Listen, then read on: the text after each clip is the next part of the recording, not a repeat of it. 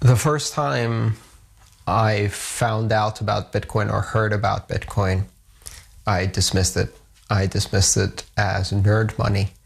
I think, like many people who today dismiss it, I didn't grasp the importance or the depth of the subject. Even though I have been in cryptocurrencies since the late 80s, early 90s, I had been interested in cryptocurrencies and I had followed the cryptography behind such systems as David Chaum's DigiCash and Chaumian signatures and things like that. I didn't at first get it. I think I was in a place where I wasn't ready at the time. And then the second time I heard about Bitcoin, for some reason I decided to try and go to the source and read it from Satoshi Nakamoto's paper. And so I started reading Satoshi Nakamoto's paper, and I remember how at some point it just clicked.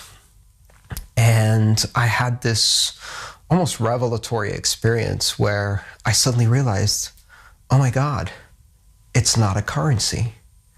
It's a network. And I get networks and I understand networks. And not only is it a network, but it achieves something incredible. It achieves consensus. It achieves trust without centralized authority. This is so much more important than currency. It's so much bigger than currency. And that experience put me in an almost obsessive state. I spent the next 6 months reading everything I could about Bitcoin, analyzing the code, writing codes, trying to start businesses in Bitcoin. It became my obsession. And this was not the first time I've become obsessed with technology. It's a life pattern for me. It had happened to me the first computer I acquired at age 10. The first time I used a modem and connected to a BBS and talked to other people. The first time I went on the internet. The first time I installed Linux. And in each one of these moments, the technology just enthralled me.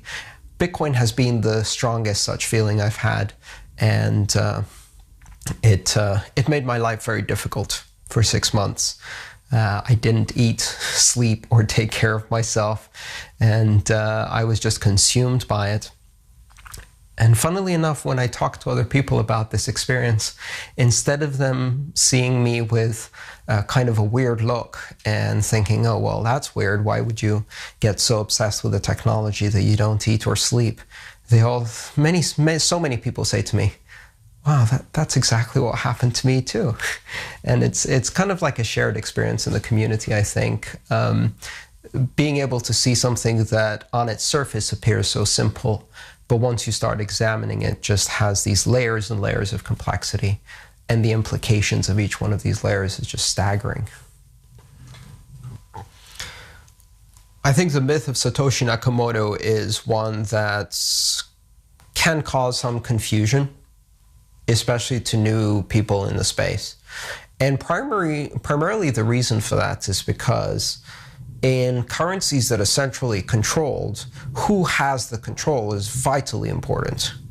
There is an authority of the central issuer of the currency, and the value of the currency is based on that authority. In cryptocurrencies that derive their power and trust from an algorithm, the authority of the issuer is really irrelevant. The authority of the creator of the currency is really completely irrelevant. Bitcoin and cryptocurrencies are based on math. Who invented the specific equation or who discovered the combination of technologies that work together to create this cryptocurrency and make it resilient really has nothing to do with its future. Satoshi Nakamoto has no more control over the currency than I do. And I know this because I can read the source code, so it doesn't matter who Satoshi is. It matters to me as much as it matters who Euclid was. We don't really know who Euclid was. We don't really know who Archimedes was. We have these snippets of historic documents, which actually probably confuse several different scientists who existed over approximately the same period and around the same century and around the same geography. And so, some of them invented geometry and some of them invented this and that.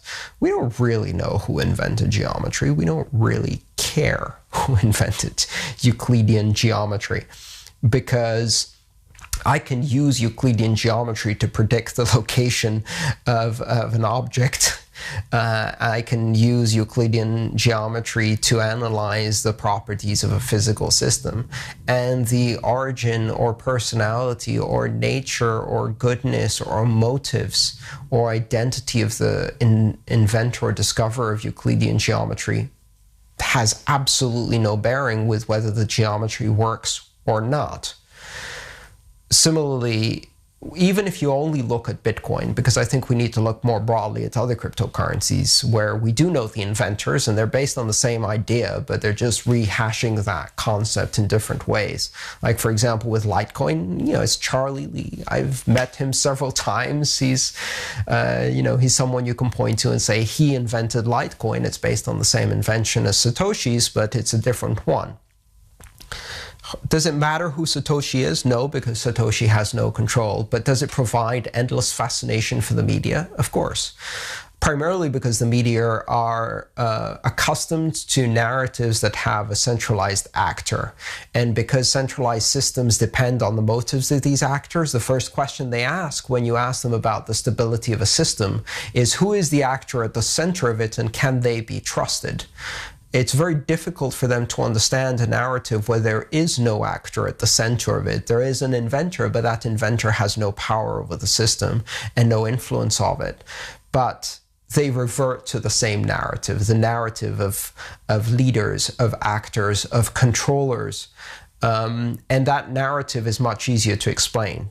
You have to put a human face on Bitcoin, and there is no human face for Bitcoin. But I totally understand the motivations that Satoshi Nakamoto had as well. I like to think of it similarly to the myth of Prometheus. Prometheus, who took fire from the gods and gave it to man. And for that transgression, he was punished with eternal torment, tied to a rock and having his liver eaten by an eagle every day, which is, a way for the ancient Greeks to express the hubris of the gods when their power is taken away. When you offend power, it retaliates. And the one thing I do know about Satoshi is that had he or she or they not disappeared, they would have been smeared. They would have been made to discredit Bitcoin.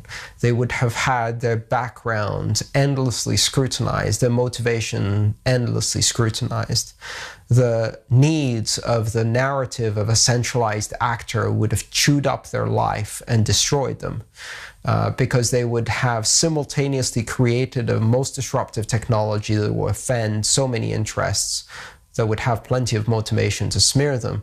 But at the same time, they would also have come into quite a big chunk of money that would make them a target for all kinds of nefarious people who would want a piece of that money.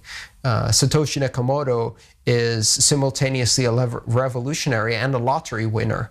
And both of those have very bad times in their lives because they get enormous scrutiny and they get enormous negative attention from many, many people. I think Satoshi Nakamoto did the smartest thing they could do and disappeared. And we may never find out who Satoshi Nakamoto was.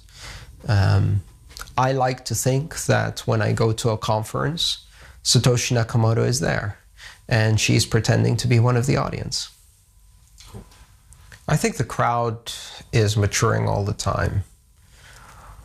But at the same time, I'm not naive enough to think that the people who buy Bitcoin today buy it because of a deep conviction in the principles of decentralization, or because they see the enormous potential and impact decentralized consensus has on the future form of our culture and our world.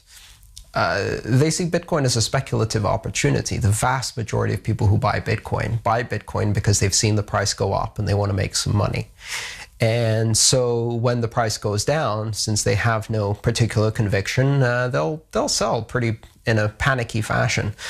But over time, I think, as the volatility has decreased, And as each successive round of wild upswings and panicky downswings has gone around, people notice that Bitcoin has a tendency to bounce back. It's quite resilient. The lows are never lower than twice the previous high. And so under those circumstances, I think they're beginning to think, well, maybe I should hold. There's less panicky sentiment, especially after the last big rundown, after the news out of China was first very positive, then very negative, then somewhat positive again. I think a lot of people expected Bitcoin to disappear in 2013. They didn't expect it to make the end of the year. They expected that it would go down to zero. And when it didn't, when it was still around in January, that's when we started seeing the next run up. And people are more confident now that it seems to be an extremely resilient currency, even in the price, which has very little to do with the fundamental technology. And over time, as investors come in, I think we're going to see fewer and fewer of these swings.